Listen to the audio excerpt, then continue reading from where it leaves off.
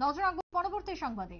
রানীর বাজারে সাম্প্রতিককালে যে গোষ্ঠী সংঘর্ষ এবং তাকে ঘিরে উত্তপ্তকর পরিস্থিতি হয় এবং সেই জায়গায় আজকে পরিদর্শনে গেলেন জিতেন্দ্র চৌধুরী। ক্ষতিগ্রস্তদের সাথে কথাবার্তা বললেন, ঘুরে দেখলেন এলাকা কি অবস্থা রয়েছে। জিরানিয়া পার্টির নেতৃত্বরাও ছিলেন জিতেন্দ্র চৌধুরীর সাথে আজকের এই পরিদর্শনে। কি বক্তব্য উঠে এসেছে জিতেন্দ্র চৌধুরীর, শুনুন।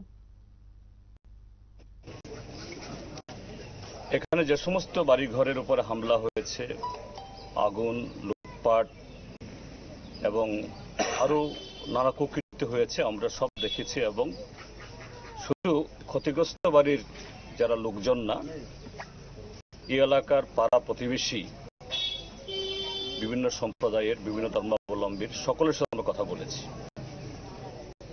কেন হঠাৎ করে এই কৈতরা বাড়িতে এই দুর্ভাগ্যজনক ঘটনা ঘটল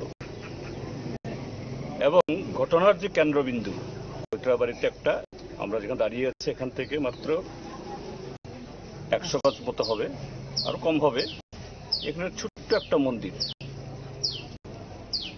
সে মন্দিরের একটা মূর্তি, এটার কিছু অংশ ক্ষতি হয়েছিল এবং এই ক্ষতি হওয়ার পেছনে কারণটা কি এটা দেখি আমরাও কিছু উপলব্ধি করেছি।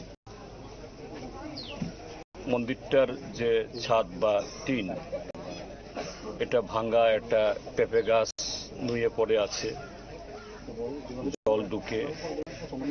এই সময়তে প্রচুর বৃষ্টি হয়েছিল, বৃষ্টির ঝাপটায় ভেতরে মূর্তিগুলো নষ্ট হতে পারে।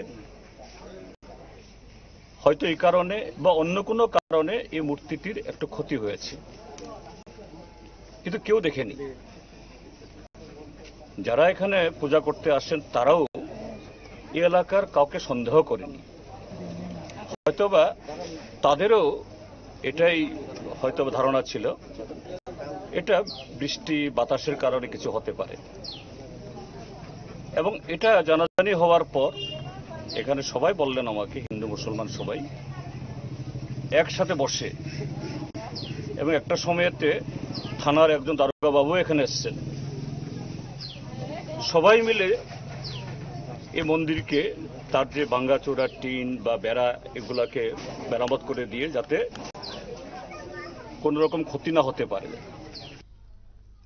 আপনারা শুনলেন জিতেন্দ্র চৌধুরীর বক্তব্য। এলাকা পরিদর্শনের পর অভিযুক্তদের দৃষ্টান্তমূলক শাস্তির দাবি জানিয়েছেন জিতেন্দ্র চৌধুরী। ছোট্ট বিরতির পর ফিরবো, সঙ্গে থাকুন।